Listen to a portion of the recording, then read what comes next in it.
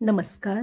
मी वसुधाच किचनमध्ये तुमचं स्वागत आहे. आज आपण आणि एक रानभाजी बघणार आहोत.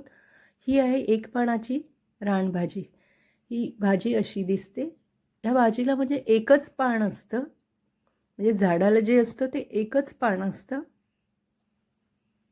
त्यामुळे दुर्मिळ अशी ही आणखीन एक रानभाजी. ही माझ्या मैत्रिणीने मला आणून दिलेली, तर त्यासाठी मी आज व्हिडिओ करते की ती मिळत नाही भाजी तशी दुर्मिळ असल्यामुळे. तर ही 2-3 वेळा आपण आधी स्वच्छ धुवून घ्यायची. पुन्हा एकदा हळदीच्या आणि मिठाच्या पाण्यातून धुवून काढून घ्यायची आहे आणि नंतर चाळणीवरती निथळत ठेवायची आहे भाजी.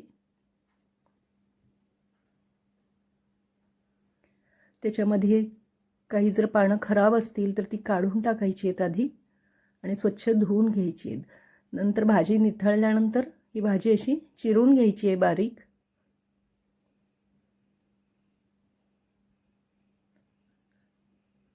आता यासाठी लागणारं आणखी जे भाजीला आहे साहित्य लागतं ते चणा डाळ, ओले खोबरे, कांदा, मिरची, लसूण, मीठ, हळद आणि तेल. आता इथे मी लोखंडी तवा ठेवलेला आहे भाजी करण्यासाठी. पावसाळा सुरू झाल्यामुळे वेगवेगळ्या रानभाज्या यायला सुरुवात झालेली आहे. त्यातीलच ही एक रानभाजी आहे. 3-4 चमचे मी तेल घेतलेलं आहे. तव्यामध्ये तेल तापल्यानंतर त्याच्यामध्ये 3 मिरच्या मी चिरून घातलेल्या आहेत आणि मिरची थोडी परतल्यानंतर त्याच्यामध्ये लसूण टाकणार आहे. 1-4 लसणाच्या पाकळ्या ठेचून घातलेल्या आहेत.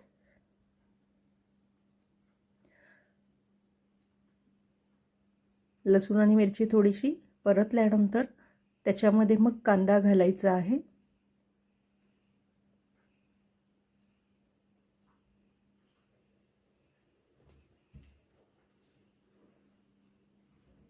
इथे मी एक कांदा घेतलेला आहे मध्यम साईजचा आणि तो बारीक चिरून घेतलेला आहे. आता तोही आपल्याला परतून घ्यायचा आहे. पावसाळा सुरू झाला की कोकणामध्ये वेगवेगळ्या रानभाज्या यायला सुरुवात होते. सगळ्या रानभाज्या ह्या औषधी असतात. इतरही ठिकाणी येत असतील, त्यांची नावंही काही वेगवेगळी असतील, वेगवेगळ्या रानभाज्या असतील, तशा काही असतील तर तुम्ही नक्की सांगा मला. तर हे मी कोकणात ज्या रानभाज्या मिळतात त्या वेगवेगळ्या, त्यांचे व्हिडिओ वेगवेगळे वसुधाच किचन यूट्यूब चॅनलवरती मी टाकलेले आहेत वेळोवेळी. कांदा असा भाजून घ्यायचा आहे आणि कांदा चांगला परतल्यानंतर त्याच्यामध्ये हळद घालायची आहे 1 चमचा.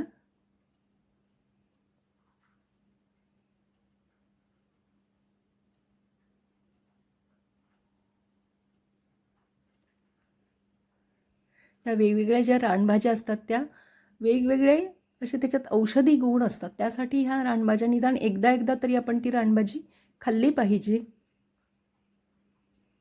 आता याच्यामध्ये आपण ही भाजी जी चिरून घेतलेली आहे ती सगळी घालायची आहे.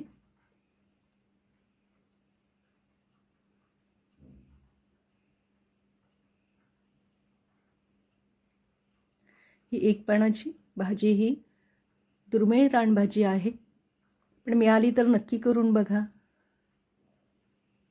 चवीलाही खूप छान आहे अगदी.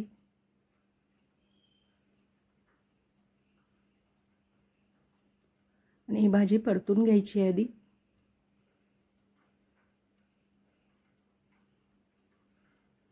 गॅस अगदी बारीक ठेवायचा आहे आणि भाजी परतून घ्यायची आहे.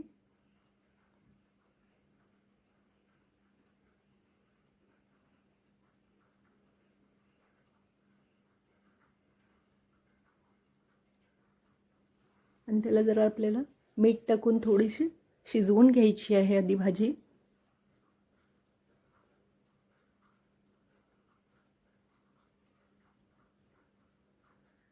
वसुधाच किचनवरती मी दरवर्षी वेगवेगळ्या जे रानभाज्या येतात त्यातल्या जितक्या जमतील मला, जितक्या भाज्या मिळतात त्या भाज्यांचे मी व्हिडिओ टाकलेले आहेत.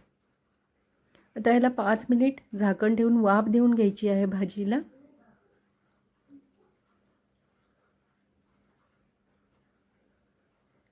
तेही व्हिडिओ तुम्ही नक्की बघा.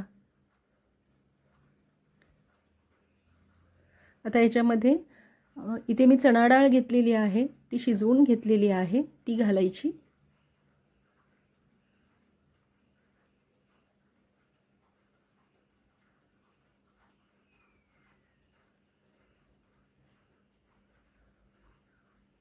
निसर्गातून इतक्या विविध प्रकारच्या आपल्याला रानभाज्या मिळतात आणि सगळ्या ह्या औषधी युक्त आहेत.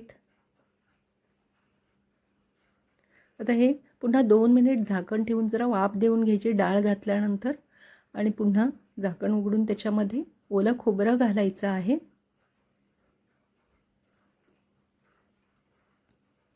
पुन्हा मिक्स करून घ्यायची आहे भाजी.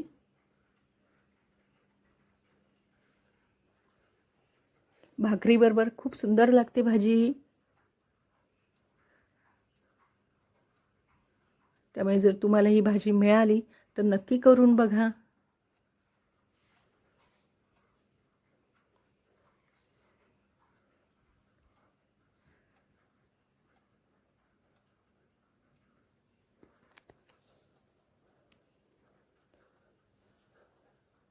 पुन्हा एक झाकण ठेवून 2 मिनिट त्याला वाफ देऊन घ्यायची आहे. आणि आता भाजी आपली तयार झालेली आहे. एक पानाची रानभाजी आहे ही, दुर्मिळ अशी.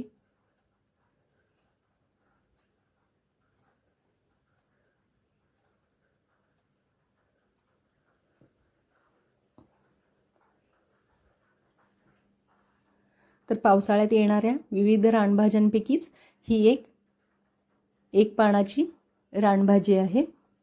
हा व्हिडिओ तुम्हाला आवडला असेल तर व्हिडिओला लाईक आणि शेअर करा. वसुधाच किचनला सबस्क्राईब करा.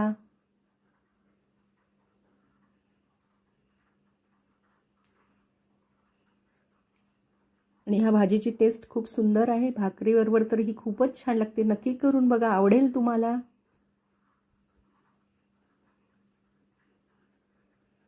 आणि पुन्हा भेटूया नवीन एका स्वादिष्ट रेसिपीसह. धन्यवाद.